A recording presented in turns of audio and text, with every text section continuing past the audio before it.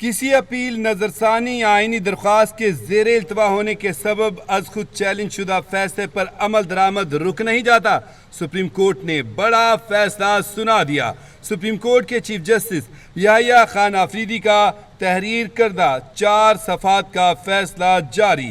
Chief justice یحییٰ آفریدی کی سربراہی میں 3 رکنی بینچ نے کیس کی سماعت کی تھی۔ تحریری فیصلے میں کہا گیا ہے کہ معاملہ 2010 میں بہاولپور کی زمین سے متعلق تنازع سے شروع ہوا۔ فیصلے میں لکھا گیا ہے کہ Lahore high court Bahawalpur bench نے 2015 میں معاملہ ریونیو حکام کو ریمانڈ کیا۔ فیصلے میں عدالت نے کہا کہ ہائی کورٹ نے ریونیو حکام کو ہدایت کی تھی کہ قانون کے مطابق دوبارہ فیصلہ کریں۔ سپریم کورٹ نے اپنے فیصلے میں لکھا ہے 1 دہائی گزرنے کے باوجود ڈپٹی لینڈ کمشنر بہاولپور نے فیصلہ نہیں کیا۔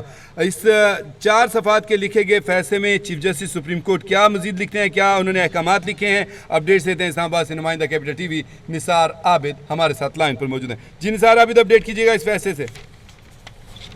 جی بالکل، کسی سپریم کورٹ آف پاکستان میں کسی اپیل نظرثانی یا آئینی درخواست کے زیر التوا ہونے کے سبب از خود چیلنج شدہ جو فیصلے پر عمل درآمد رک نہیں جاتا، سپریم کورٹ کا بڑا فیصلہ سامنے آیا ہے۔ چیف جسٹس یحییٰ خان آفریدی نے جو ہے یہ فیصلہ تحریر کیا ہے۔ 4 صفحات کا یہ فیصلہ ہے جو جاری کیا گیا ہے۔ چیف جسٹس پاکستان جسٹس یحییٰ آفریدی کی سربراہی میں 3 رکنی بینچ نے کیس کی سماعت کی ہے۔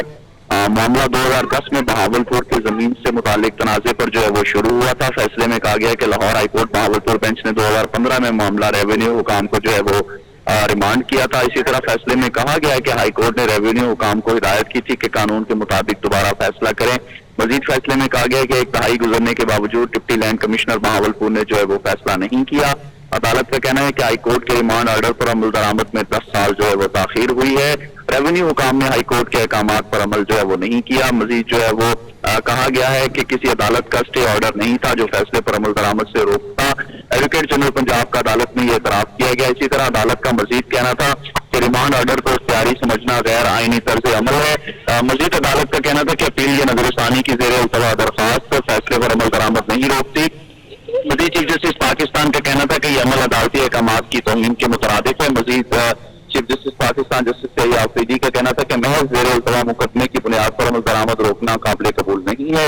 عدالت نے چیف لینڈ کمشنر کو پالیسی گائیڈ لائن جاری کرنے کی ہدایت کر دی ہے۔ مزید جو ہے وہ فیصلے میں کہا گیا کہ چیف لینڈ کمشنر نے عدالت میں تمام ریکارڈ کیسز کی مانیٹرنگ کا وعدہ جو ہے وہ کیا۔